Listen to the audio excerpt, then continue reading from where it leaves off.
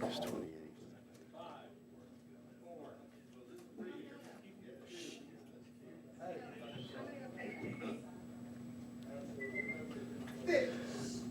Good morning. This is the kickoff of the Calcasieu Parish public briefing for Hurricane Laura. This is the first briefing after the storm has hit. Today is August 28th, 2020. It's 11:30 a.m. I'm Brian Beam, Calcasieu Parish Administrator. We're gonna cover a lot of topics today. We know people have been wanting information. Yesterday was the first day of actually the storm hitting, maybe technically Wednesday night, and so it was the first day of response. But we understand the public needs information, and so we will start these, and we will mention this again later. We will have daily public briefings for the time being, and we'll cover the times at the end of the update. I want to cover a few topics of what we're going to talk about today, and then we'll have speakers on each one. We are going to cover several things. First and foremost, the preservation of life, and that is called search and rescue, and we're going to ask the sheriff to give the status of that. And he will talk about a few other things that come under the category of law enforcement, such as curfew and other things. We are going to talk about the status of debris clearance from our roads and our drainage laterals. This is not debris pickup yet. It is getting it out of the roadways to allow responders and others to be able to get around. I'll say right off, you may know this already, but the entire parish, all of Calcasieu Parish, got strongly impacted by Hurricane Laura. Occasionally these things hit certain areas and not others. Unfortunately, it doesn't look like anybody was spared the intensity of this storm. But we want people to know about debris clearance. Power outages, obviously a big concern. Water systems, many are down, most are down. We'll talk about that a little. And then we'll wrap it up, hear from our elected officials, and just cover some instructions and expectations for the public who may be here, or many, maybe most, hopefully, are out of the area, which turns out to be a very good decision. It was a major storm. Dick Grimion will comment in a moment, but I believe it did make landfall as a Category 4, a high-level Category 4. So this is a big storm impact. Let's lead off then with search and rescue efforts and other law enforcement items, and we'll ask Sheriff Tony Mancuso to come up to cover those topics.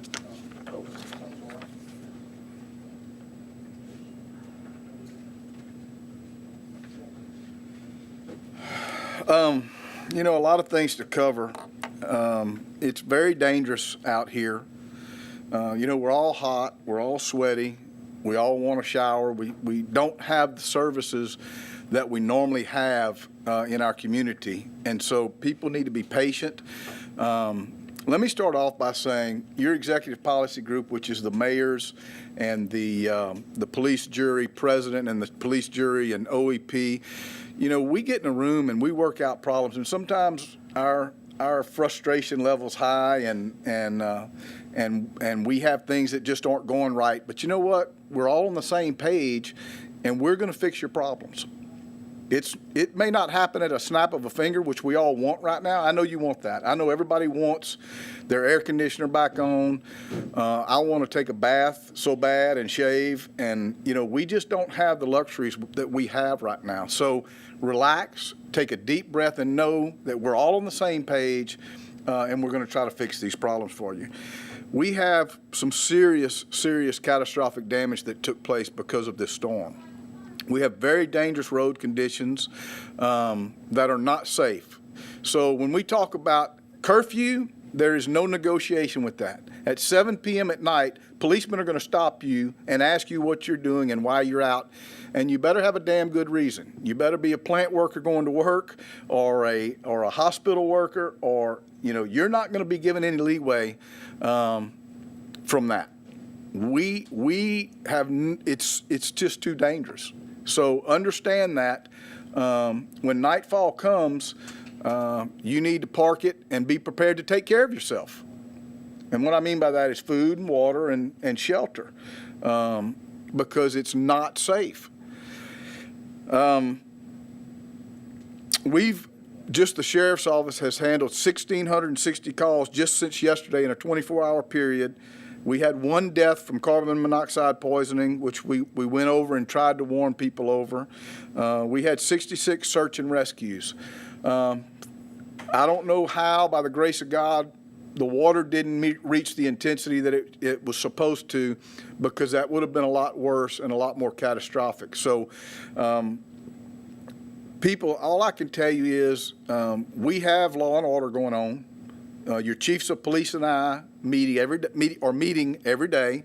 We're all on the same page. We're making mistakes and we have hiccups along the way, which is to be expected. But we're not having any major problems that we don't have on a normal day. As a matter of fact, I would guess that probably in that respect, criminal activity, it's probably less, but we have a lot of other problems going on that we're having to deal with, okay? We're not used to being public works guys clearing roads as we try to do our job, and that's, they're doing that too. So we're taking on roles and tasks that we don't normally take on. And so as I say that, I want to talk about the dangers. Our hospitals are not running as efficiently as we would like them to. It's not their fault. It's because they don't have the capabilities because of the water issues and things like that. So the more, if you're here, come here if you can, do your work on your home. We made a promise to you that we were not going to do what we did in Rita and close the borders off and not let you in. We want you back. But do your part. If you can come here, do some work and leave, that helps. Because if you stay here, you have to be able to take care of yourself. Okay, I can't stress that enough. And Brian, I know I'm trying to gather my thoughts and cover everything. I hope if I'm missing anything, let me know. But we have some major issues to overcome in the next few weeks and months, and we're not going to fix those overnight. So be patient and know that we're gonna be there for you, and we're gonna fix this, and we're gonna all be okay. But it's not gonna be easy. It's not gonna be an easy task. So. Did you have a question for me? Yeah, can you maybe go over a couple of the different rescue scenarios? Most of it is just they were trapped in their home or couldn't get out. It was nothing, I say nothing life-threatening. We did lose one life, but people just, their neighborhood was trapped and they couldn't get out of their house. We had a couple people that had trees on their houses and just needed to get out. And it was, I know it wasn't us that did it, but we had somebody trapped in an elevator in one of the in one of the towers that they had to cut a wall through, and I think the marshal's office had to help and do that. So it's things like that. We have had rescues that we've had to do and take care of. And when I say that, remember that we have all our chiefs of police are doing the same thing. It's not just my department. We're all working and doing the same things that to help our community. You're doing this all, and your own office took a lot of damage in the storm as well. How are things there? We had the fire. When I left a while ago to come here, the fire department was rolling up because we had a small issue in our radio room. Our radio room took a we just, nothing's going right, but it's okay. I'm saying it's just one thing after another, and that's why I said to our public, we're all, look, I'm sweating I'm sweating right now, and it's hot, but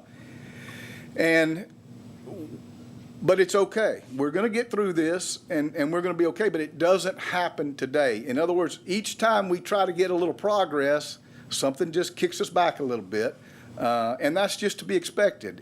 This is going to be a long recovery. I don't want anybody to misunderstand that. Your mayors have a lot of challenges because they have a different job than I do. Your police jury has a whole different task of picking up and cleaning. There's just a lot of mechanisms that go to this that just don't happen overnight, and we can't just snap our fingers and fix. But I promise you, we are fixing them, and they're gonna happen in stages. So we're working on that. So just keep praying for us. and working with us. If the public helps us, I'm glad they're here. They're our eyes and ears, but be practical and sensible about it. If you can leave in the evening and go somewhere, that's fine. If you're not, just make sure you're safe and you can take care of yourself. Don't venture off to go sightseeing, and it's not going to work. We're going to have bigger problems if we do that. So, anything else? Can the chief come up real quick and talk about an incident that took place? It kind of goes with us, and Chief Caldwell wants to say a few things about that. Thanks, Chief. Thank you, Sheriff. As the sheriff said, we meet together, law enforcement officials across the parish, every day to discuss issues and work through things, and we're working hard for you guys.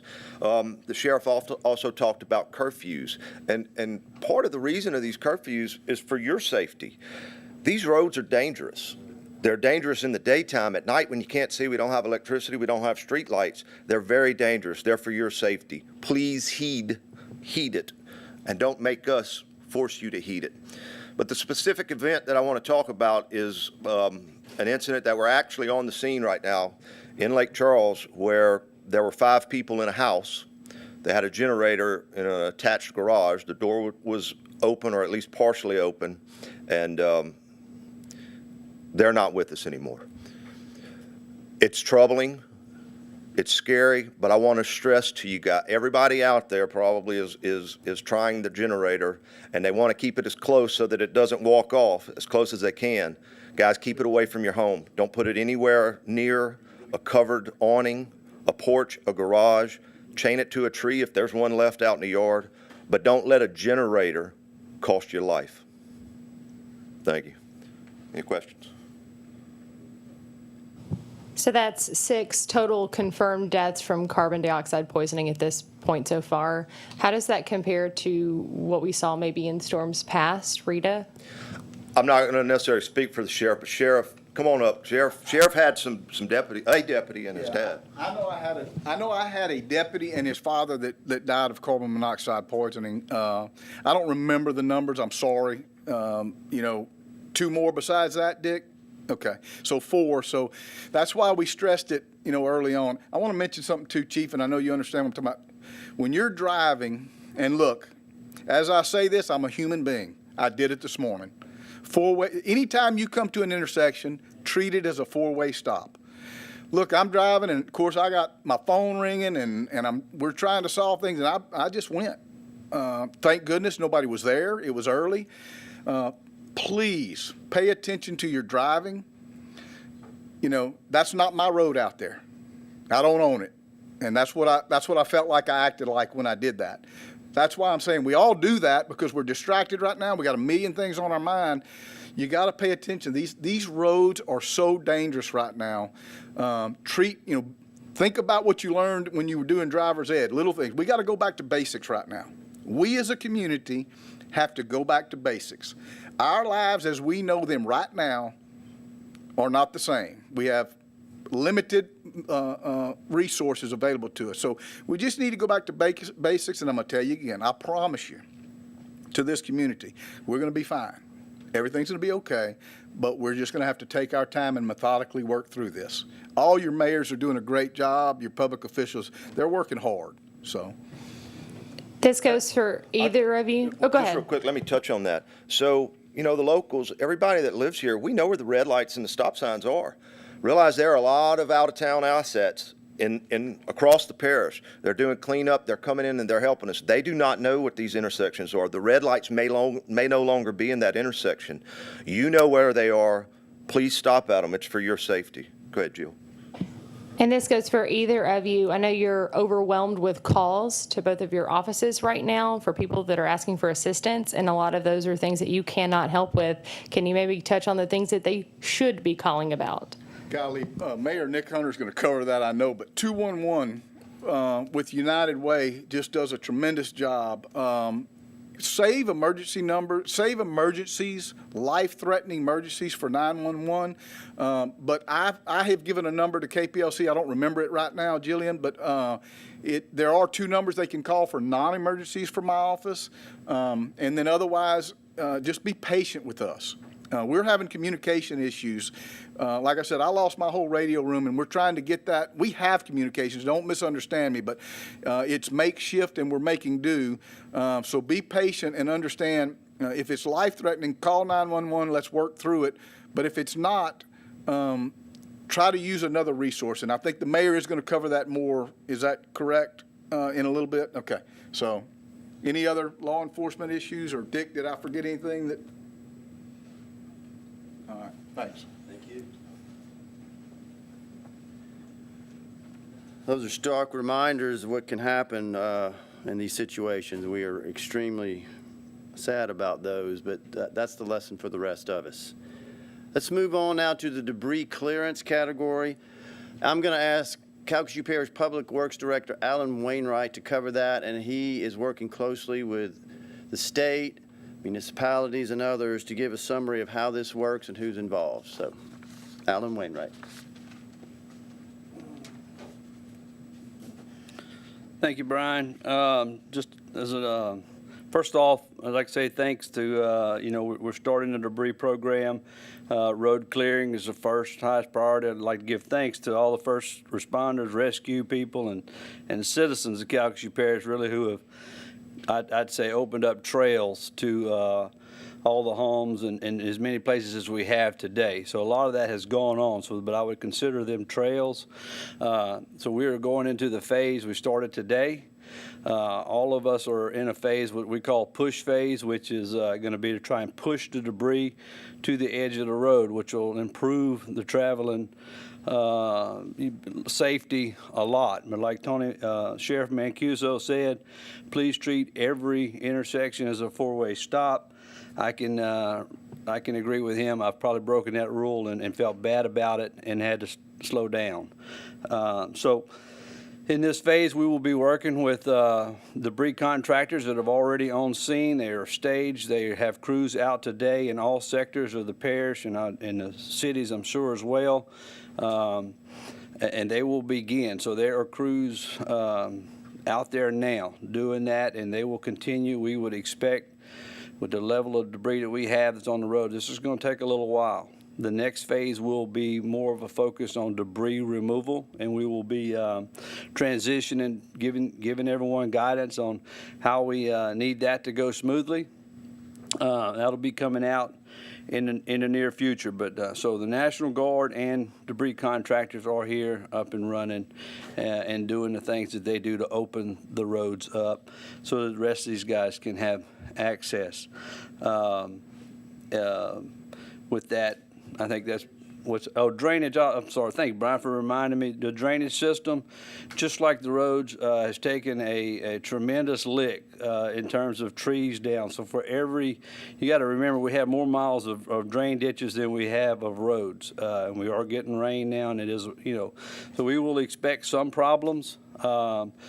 It's just too early to even begin trying to clear laterals at a significant level. We will be working that into the program, and that's just going to be a tremendous effort that'll last a while. But so understand that's just another reason, as this weather is here, that if you come to plan to leave at the end of the day is good advice.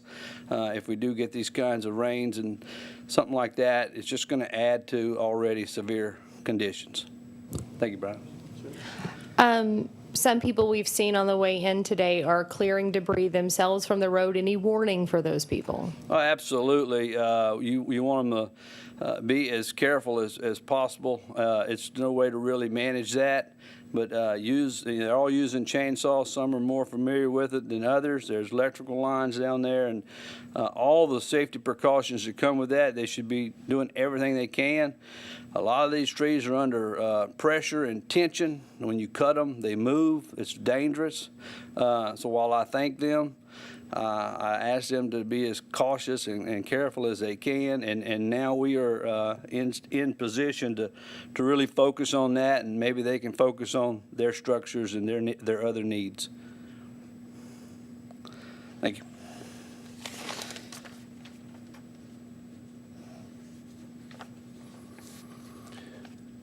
When Alan said something, it reminded me of something you may hear from some of the other speakers. Right now, it is so early you're starting to see a few people and vehicles out on the street doing some work, but it's one of those processes. I compare it to the way a train starts, very slow and strong, but once it hits pace, within a week, 2 weeks, 3 weeks, a lot of state and federal resources for all different services will be descending upon this area. If you're wondering, well, we hadn't been seeing a lot, it's all in motion. It's just very early in the process, and part of that is the cleanup.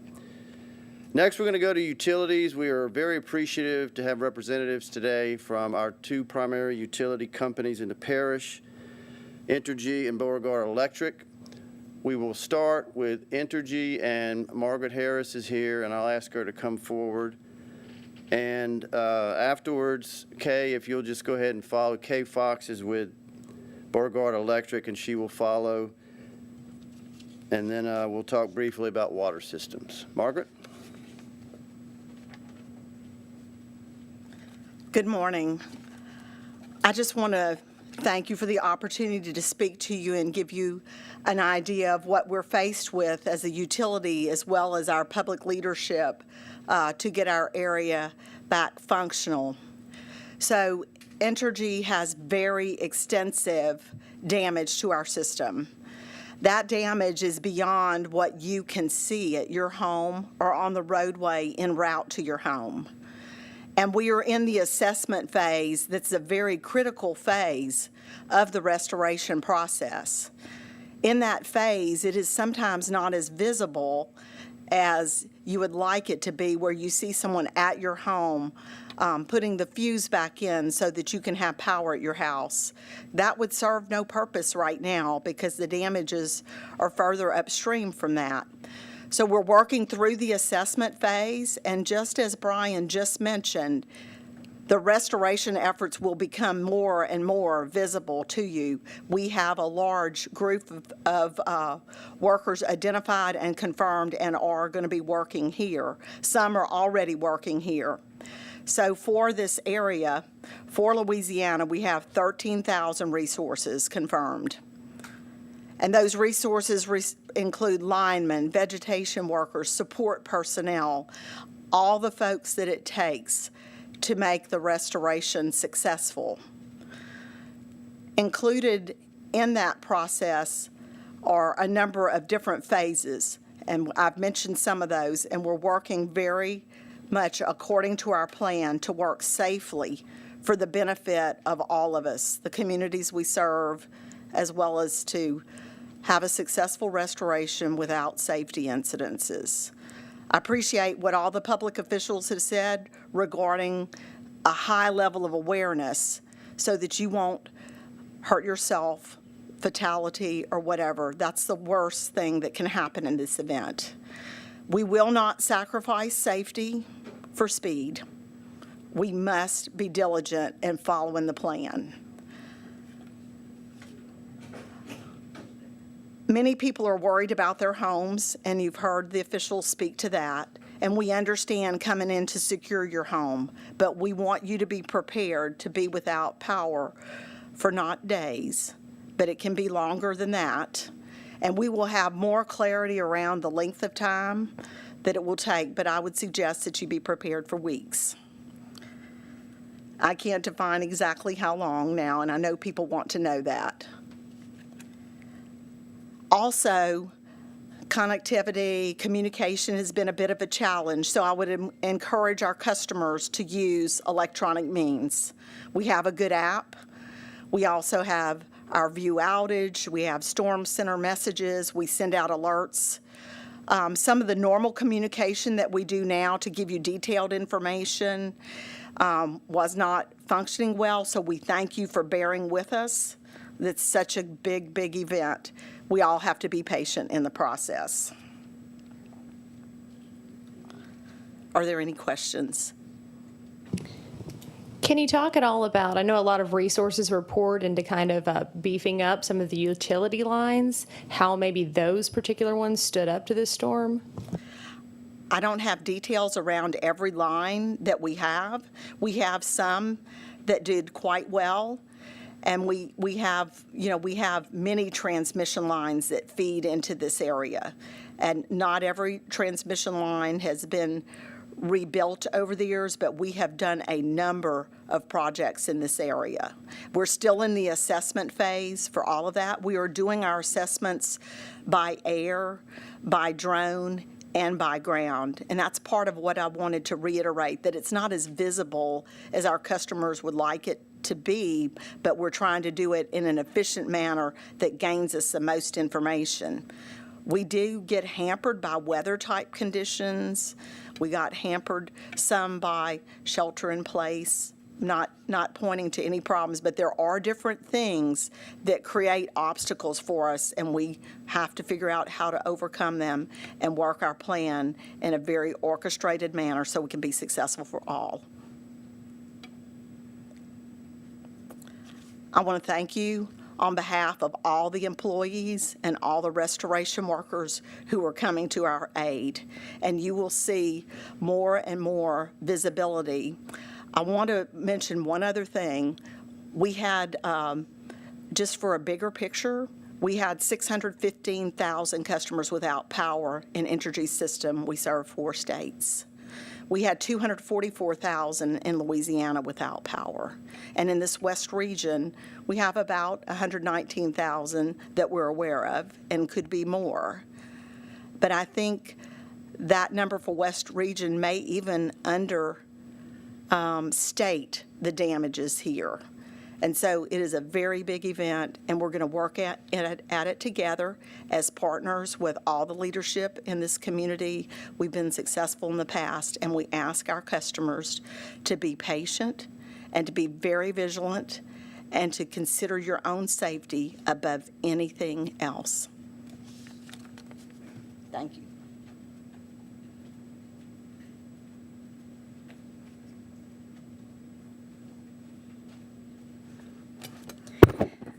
Well, there's not a whole lot more that I could say that Margaret didn't already say, because just like the mayors and sheriff offices all across the region, utility line work is very much the same for every company. We also have our damage assessment teams on the ground, in the air. Initial reports now indicate that our system sustained significant damage. And I don't want to mention a previous storm, but 15 years ago, we faced the same type of situation. And we are a co-op. We have 44,000 meters, and we lost every meter as far as power back then. And Laura has done the same to us. That means that it will take some time. But guess what? We got them back on, and as Sheriff mentioned earlier, we're going to work, we're going to make it better, and we're going to restore your power. The time right now, we do not know until the assessment is completed. Once the assessment is completed, then we will begin to give time periods for certain locations. As you know, utility lines are integrated. There are transmission lines that serve our service territory and our substations that are heavily damaged. So as we repair our lines, we're waiting for those lines to be repaired as well. The communication towers in our office, in our headquarters office, and our phone lines remain down across the area. We are experiencing a system-wide outage with our outage reporting hotline. Therefore, right now, members will not be able to report their outage. We know you're out. We know you have damage to your homes, and we know that some of you have damage to your total area. We are doing the assessment, and we know that you're out there. We do ask that you be patient with us, and just know that we're out there with you. We have also a vast number of mutual aid assistance teams that are here now, and others are on their way. So the difference is with Beauregard Electric, our service territory covers 7 parishes, and in those parishes, we average 8 meters That's 8 meters per mile of line. So that tells you that we are sparsely living among the trees. There may be 10 trees in this one area with a line down underneath those trees. It takes time to remove that. So we do that. We look at, again, I mentioned this earlier, we start with our larger areas, the substations. You can't get that power on at your house until the substation has been heated. So again, we work in steps. There is a process. We will work till you are back on, and we will ask for your patience. Any questions? Thank you.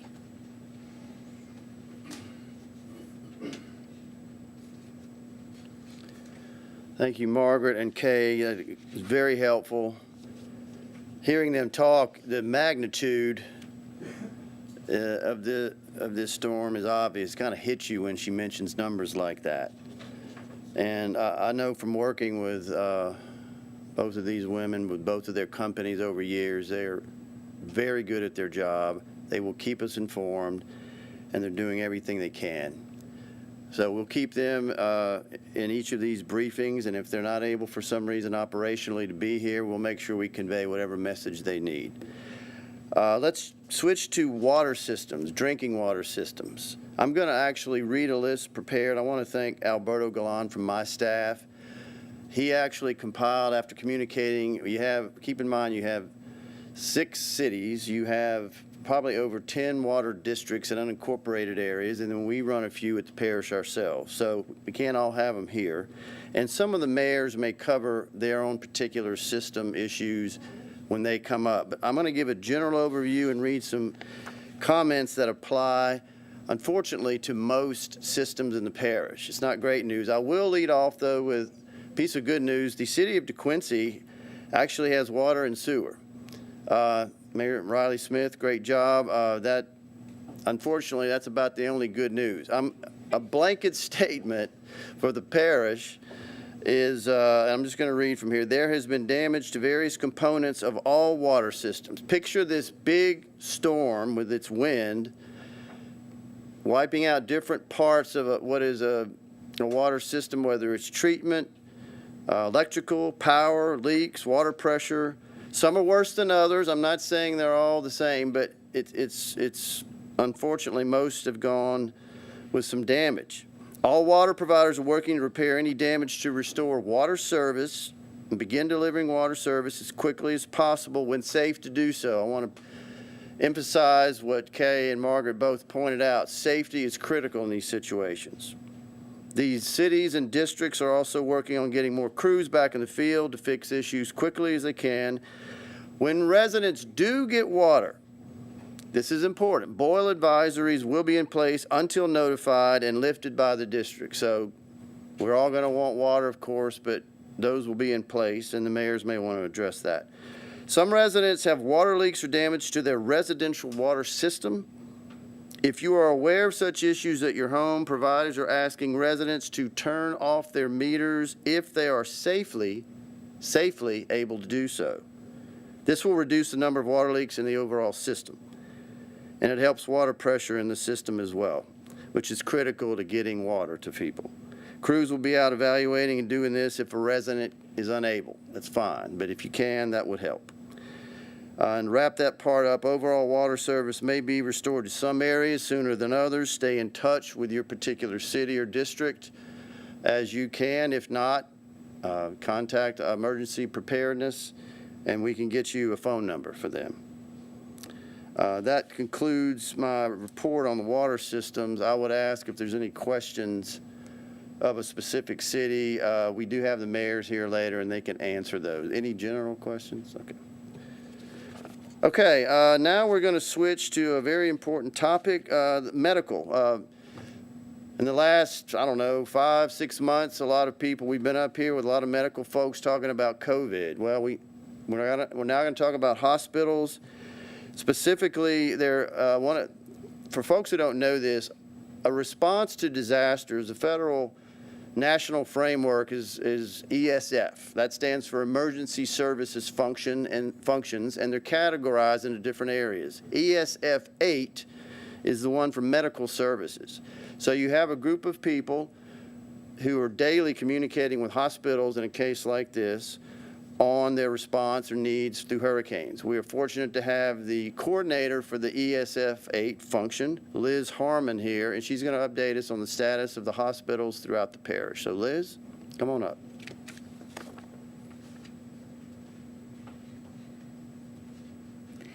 Thank y'all. I want to say that we are so blessed in this region to have very strong hospitals and strong hospital leadership, as well as support for their employees and mostly concern for all their patients. So as hospitals we work together, but each hospital has their own disaster plan. They exercise these plans and they make decisions based on these plans. And in this instance, each hospital made their decisions based on their damage assessment and many factors as far as what they're going to do. But we're very lucky right now that our hospitals have been able to stand up their ERs. Right now, in Lake Charles, in Calcasieu, we have Lake Charles Memorial, Christus Ochsner's, West Calcasieu Cameron, Avail Health, all their ERs are open. Additionally, in the outer areas, DeQuincy Memorial has their ER open, Beauregard Health System, and Jeff Davis, Oakdale Community Hospital, and Allen Parish all have their EDs open. We would hope that people make wise decisions and know that we know there's water issues, but our hospitals have worked and are providing that service. Okay.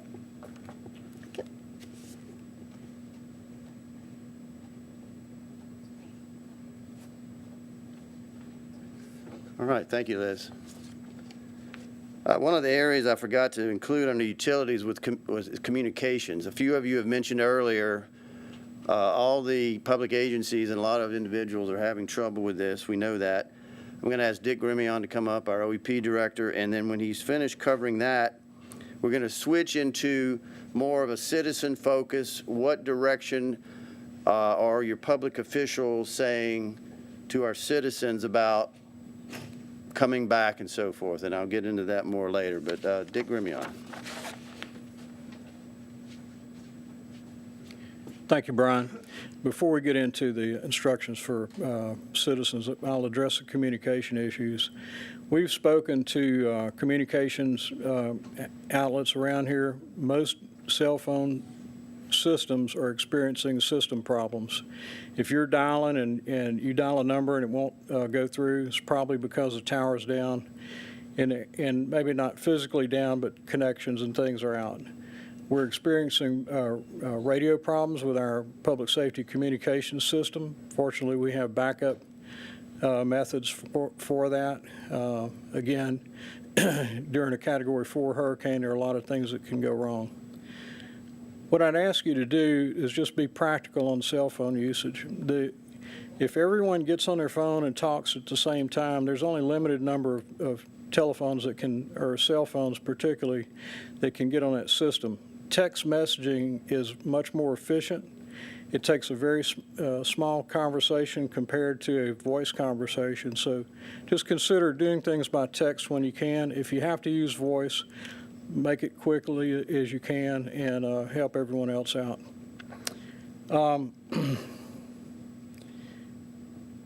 The damage from Hurricane Laura is no other way to put it except devastating. If those of you who experienced Hurricane Rita, I've talked to some of the debris experts here that I've seen around town. They're telling me that this is probably on the order of 2 times what Hurricane Rita was. And it doesn't take much of an imagination, like I said, to look around and see that.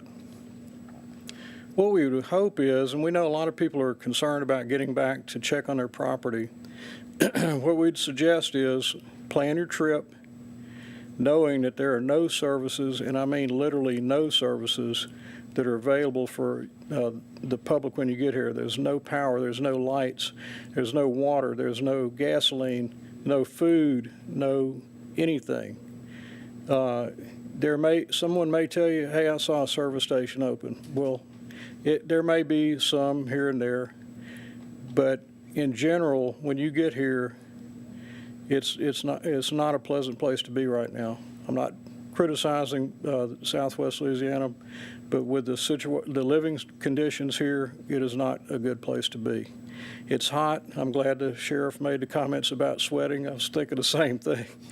But it's very hot. So that's all I can say. I think the sheriff has some comments along the same line. Want the mayor's talk first? Or you want me to go? No, you go ahead and then they'll come after you.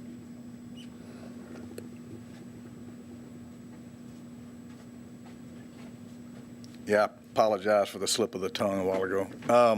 You know, I don't know that there's any more that we can talk about than what we've talked about already. Safety, safety, safety. As Dick said just a minute ago, and I'm glad he mentioned it because I forgot.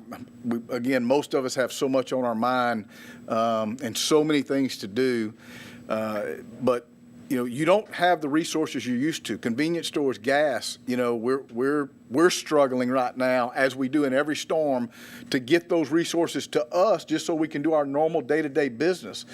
My office is running on generator power right now, and you know, we're at a crucial point where we need diesel. So we're experiencing problems just to keep ourselves afloat sometimes. So keep that in mind.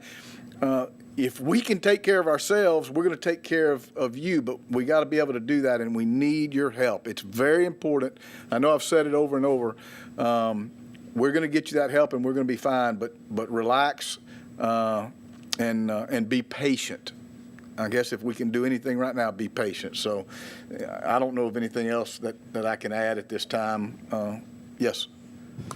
Touching on the gas issues as well as all the debris in the roads, I feel like there might be some people who are out just trying to look around, look at the damage. Bad idea? Yes, bad idea. If you're coming just to sightsee or to drive around and sightsee and see what kind of damage is taking place, I'm begging you to not do that. You can come take care of your house, come take care of your affairs. Look, Chief Caldwell, I think, left. No, he's over there. And look, I don't want you to feel sorry for any of us. I've got deputies that have lost everything that are out there patrolling. Chief Caldwell's house is a wreck, and he's working. It's not covered up. It's raining, and it's just getting worse for him, and he's at work doing his job. All right? I get it. You want to come home and take care of your stuff.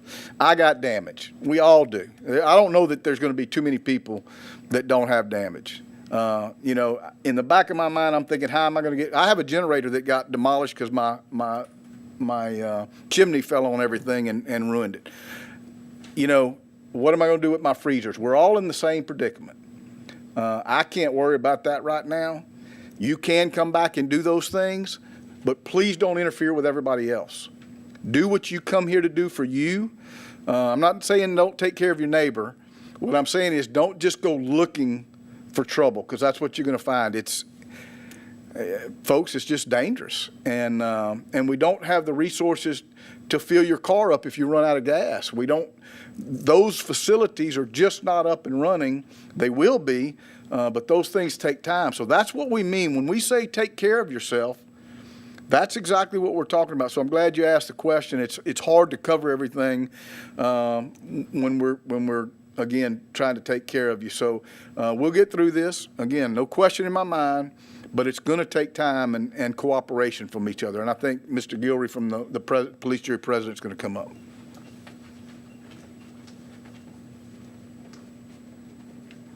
Thank you, Tony. As everyone has asked today, if you have to come in town, we're asking that you come look and leave. Again, I cannot stress, the sheriff, the chief of police, everybody, it is very hot. It is very hot. We have no air, there is no water, and no sewage. So if you have to come in town, again, I'm asking that you come look and leave. These guys are going to be cleaning up, pushing stuff to the side. Please do not get in their way. Please do not ask them to do anything for you. They're doing a certain job.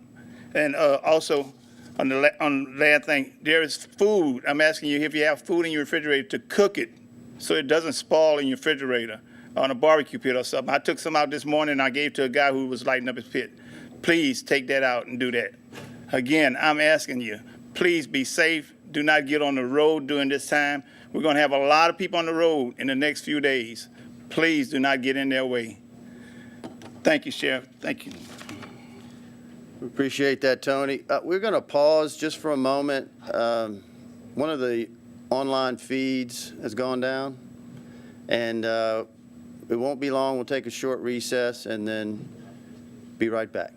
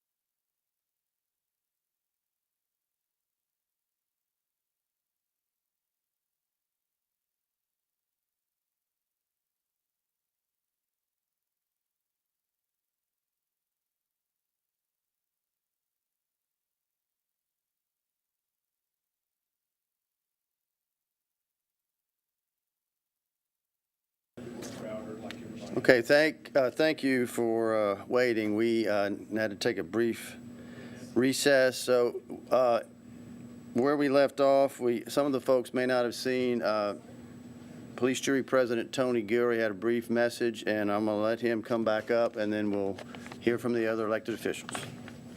Thank you, Brian. Just again want to reach out to everybody and say, look, if you're coming in town, please come look and leave and do what you have to do to secure your house in every way you can. People that also have food in the refrigerator, I ask that you take it out, put it on the pit, or give it to someone. Please do those things.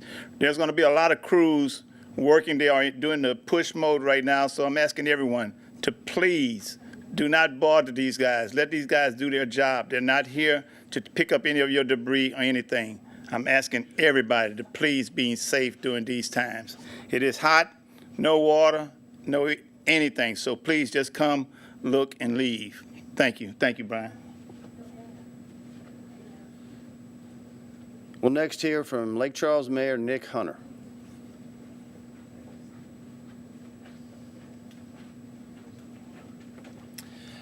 Thank you, Brian. Good afternoon, everyone.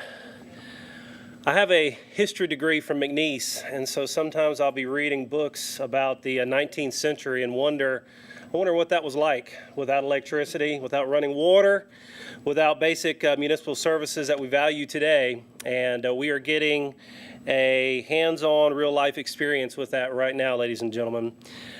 We were hit with the strongest hurricane to hit Louisiana in 150 years. And if that's not a sobering statement, I don't know what is. The strongest hurricane to hit in 150 years.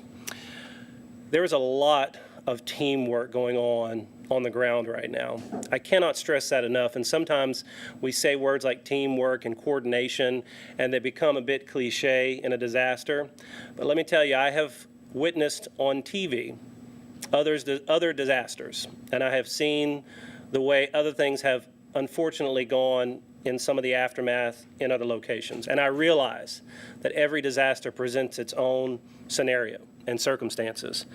But right now, I don't have a bad thing to say about any local, state, or federal agency. There has been coordination, there has been communication, we are on the same page, and I believe right now everyone has each other's backs.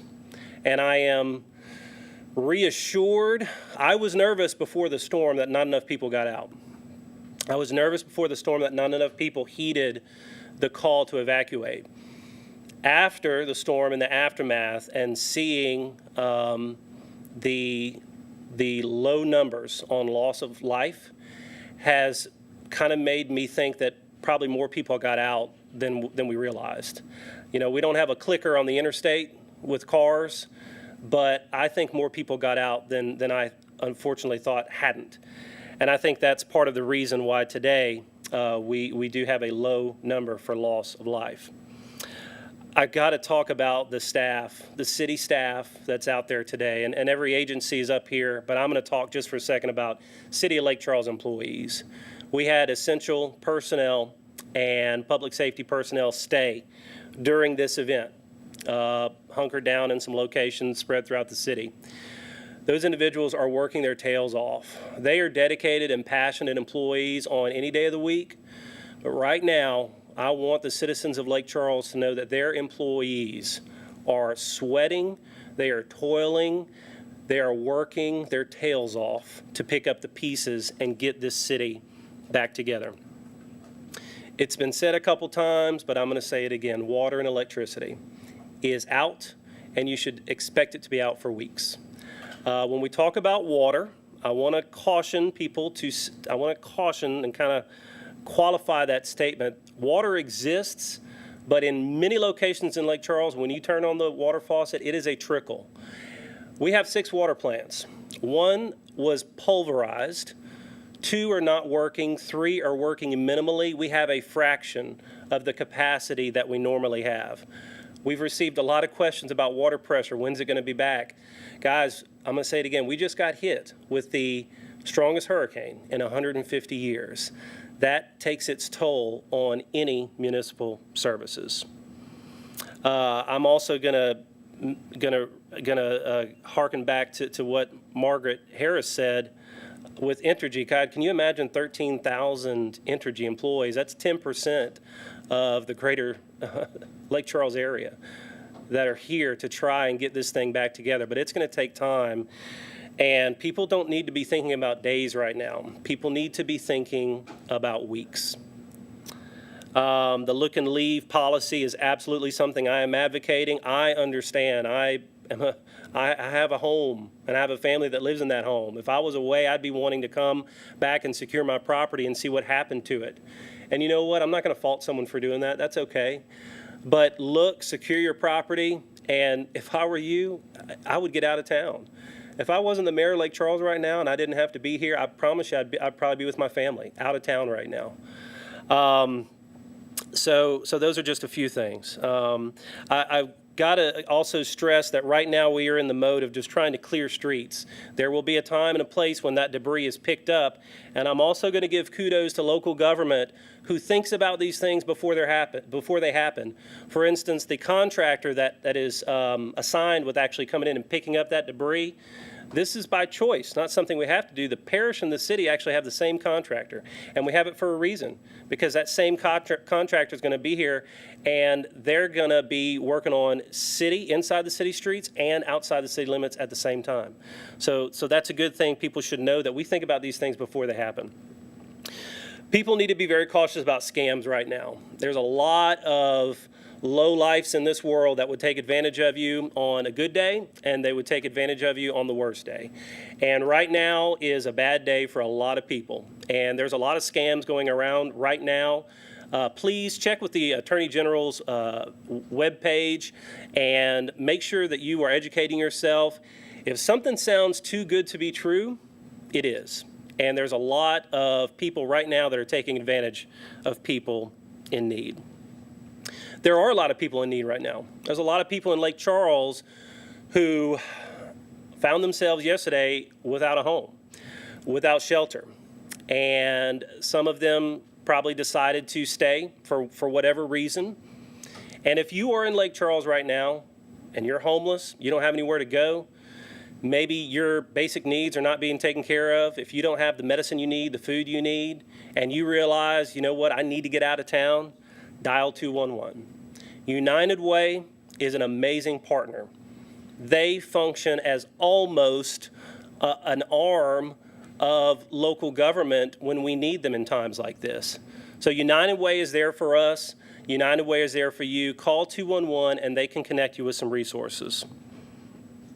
Ladies and gentlemen, when I look outside my window on this, normally on the 10th floor of City Hall, I'm on the 6th floor right now in kind of a makeshift office. I'm on the phone a lot because I get pretty good reception there, and every now and then I'll just look out the window and I see the Capital One building, and it looks like Swiss cheese. And it's almost like a reminder that we've been going through these motions so quickly like a freight train that sometimes even elected officials, I'll look out the window and say, my God, is this real? Is this really happening? It is real. It's happening. What happened to Lake Charles and Southwest Louisiana has been devastating, but it is fixable. It is fixable, it is rebuildable, and we are a resilient population. We are a resilient people. We have done this before. We can do it again, and you know what? We're going to do it better. So for those around the country right now that are watching this, we accept your prayers. I believe in the power of prayer. I've been doing a lot of praying myself lately. I can tell you at 2 a.m. a couple nights ago, I was praying pretty hard, and accept those prayers from the rest of the nation right now. But also there's probably a lot of people that want to help, that want to reach out and offer something. We have received so many calls of support, and I tell you, that's another thing. Out of the hundreds, probably at this point, hundreds of calls, texts, maybe even thousands, I know my voicemail is actually full right now, that I have received, it's been more offers for help than it has been people asking for help, and that's a pretty warm feeling. Please reach out again to United Way if there is something that you feel like you can offer that doesn't have to be coordinated with government. If there's individuals around the country right now that just want to give a resource, yes, water is needed, yes, food is needed, but let me tell you, I'm going to be very blunt about this, and I'm not trying to be that guy, but I'm just going to say it. The most nimble resource is money. And rather than go to the store and buy some bottled water, rather than go to the store and buying some toilet paper and trying to somehow get it to Lake Charles, if you want to take that same money and donate it to United Way or the Community Foundation of Southwest Louisiana, those are nimble resources, because it might be water or toiletries or medicine we need today, but it might be housing. It might be help with getting our people back employed in 2 or 3 weeks. So that's the most nimble resource, and I do believe that what you're seeing right now in Lake Charles is a bit chaotic, but it is controlled chaos. There are a lot of boots on the ground, and I feel like we are handling this in the best way humanly possible right now. Thank you, and I'll open up for any questions. I'm not sure if this question is for you or if these representatives will be speaking at all, but as far as FEMA or Red Cross are involved, can you speak to that? I really can't. I know that there's been a lot of communication with our federal counterparts. I would encourage you to communicate with United Way. They have a direct relationship with the Red Cross. But as far as FEMA, I have not heard of individual assistance being offered yet. I can tell you this, we have done everything that we're supposed to do locally to have people eligible for that. At this point, it is above our heads whether that happens. I can tell you that we will fight and claw for every dollar that we can get our local citizens. But there's not anything more that could be done right now in Calcasieu Parish or Lake Charles to make people eligible for federal assistance than we have already done. Is that stuck at the state level, or are we waiting on the federal approval? I don't know the answer to that right now at this point. Okay, thank you.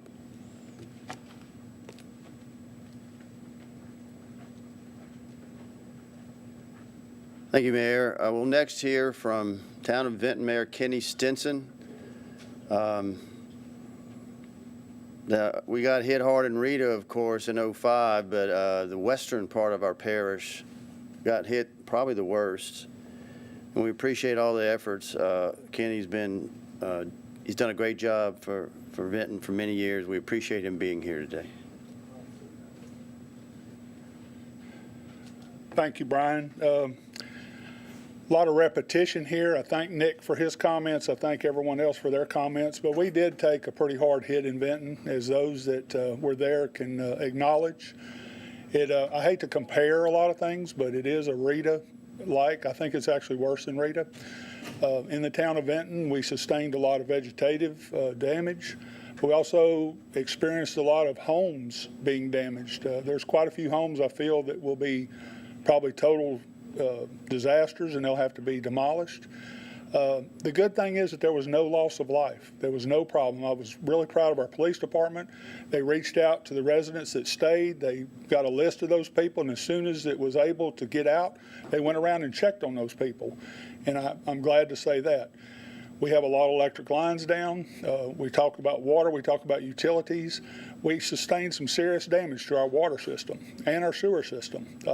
It's not just a matter of generators to get them up and running, because we have to actually replace some items that Laura blew away. And we're working on that diligently. We did have key personnel that stayed to ride this out. We had other employees that left, but they're slowly coming back. So we're waiting on them to get here so we can put a full effort into this. We just want you to know it's going to be a long time. We encourage, as the sheriff said earlier, for you to come in and look and leave. Come in, check your house out, do any type of repairs that you think may need to be done. But if you cannot sufficiently take care of yourself, be self-sufficient, we really urge you not to stay, because I'm telling y'all, it's hot. It's this fat boy sweats a lot, and I've been sweating a bunch. Just want you to know. But we welcome you to come back and look, but you need to know that you're on your own when you come back. If you're somewhere and it's cool and you're enjoying yourself and you're having a shower, stay where you are and enjoy it. Other than that, I would like to let you know that our phones at City Hall are down. We're over the internet. The internet's down. We have no phone service. The police department does. So if you need to reach somebody, just call the police department and they can route the calls accordingly. Appreciate Nick's comments about 211 and United Way. That's a great resource. If you find yourself at a point where you just don't think you can take it, call 211 and they'll make a way for you to be able to find a place to stay that's good. Mainly just your safety. We talked about the deaths from generators, so please, please, please, safety first. Generators need to be outside because we've gone through this whole storm and no storm-related deaths, so here we are after the storm and we're having deaths. That's not sufficient. But anyway, we will continue to do everything we can for our citizens in Benton. Just know that we're working hard to get those utilities back on in an expedient amount of time, but it's going to be a while. Thank you.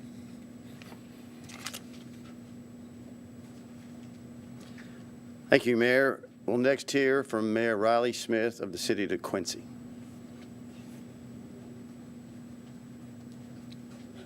Thank you, Brian. The last several days have been undescribable what we have had to go through.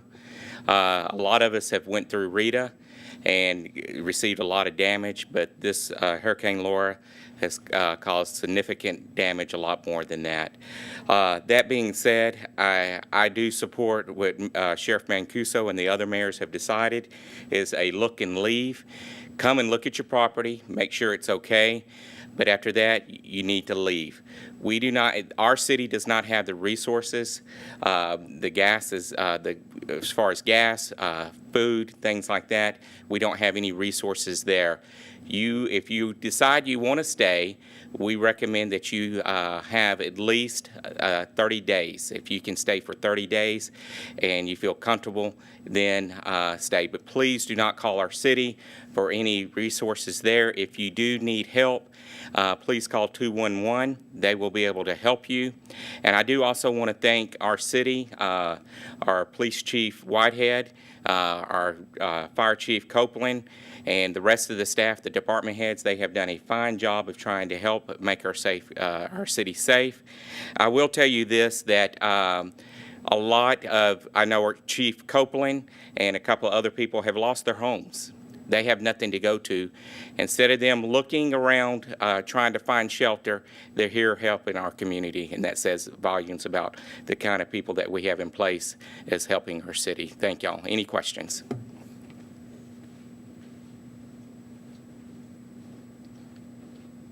Okay, next we'll hear from Mayor Paul Hess of the town of Iowa.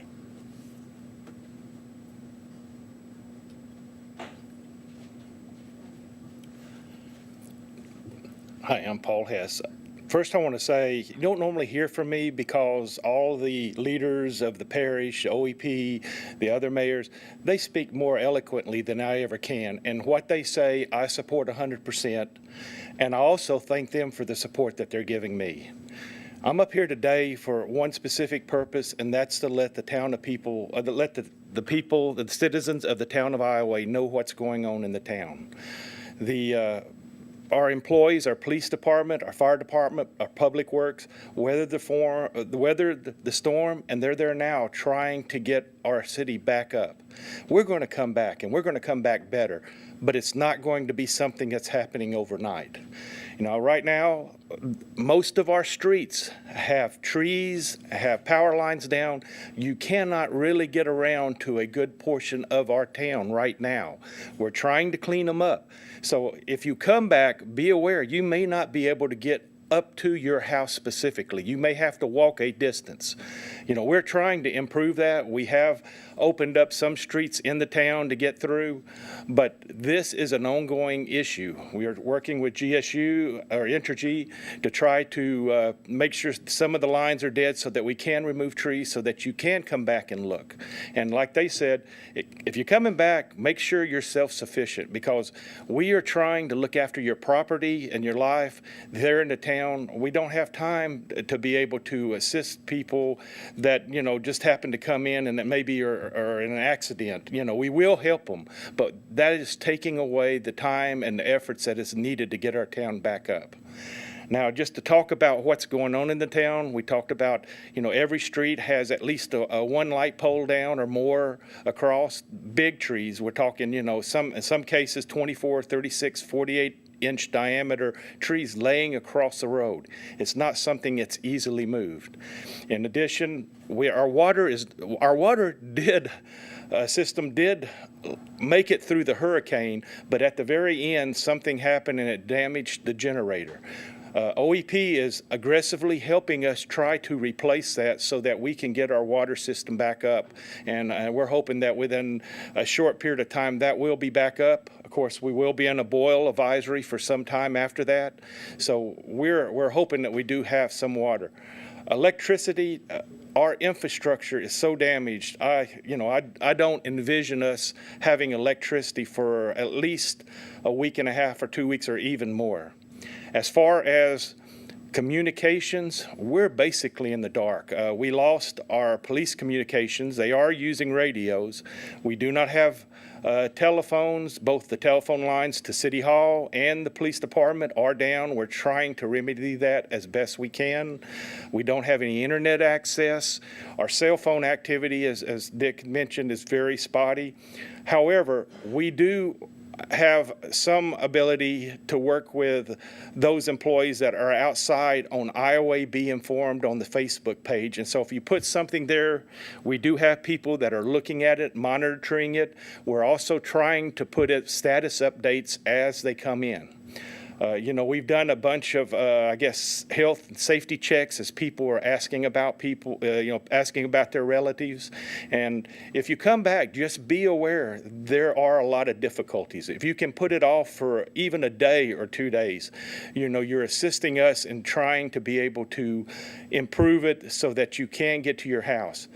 I would estimate that 80% of the homes have been damaged, some very minor, some catastrophically, but almost every home and business in the town has been hit. Our beautiful town with all the trees, you're just not going to recognize it. We'll probably have enough firewood to supply the town, the city of New Orleans for a year, the way it's looking right now. So once again, you are welcome to come back. We do have a curfew. We are going to enforce it aggressively because we want to protect your property and protect what's there from those that would want to come and do harm or take what's not theirs. And other than that, we look forward to the time that we can all get back and hopefully be back up to where we ought to have been. So.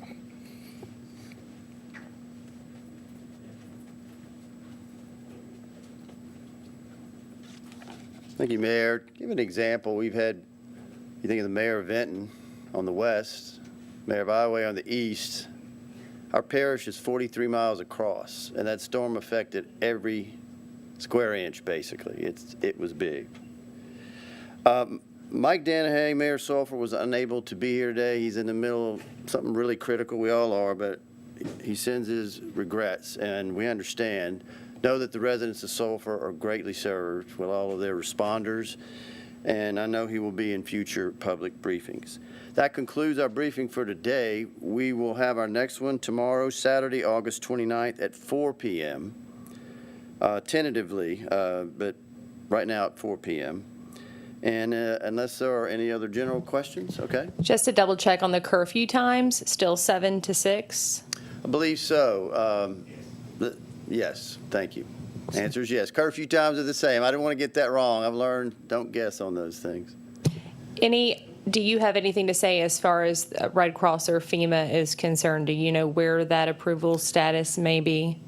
No, it's still early. Dick Grimion, our OEP director, deals with FEMA on a lot of public assistance. What you're asking about in FEMA lingo is called individual assistance, and they handle those things directly. We may provide some sites, but as the Mayor Hunter said, that is strictly in their hands, and it's to just be direct. I'm not going to speak for FEMA, but it's just too early in the process. It will, whatever is FEMA decides will be communicated, but we really don't know if and when that may happen. But once we learn that, we'll certainly pass that on and how people can get in touch with it. Thank you for your attention. More to come tomorrow.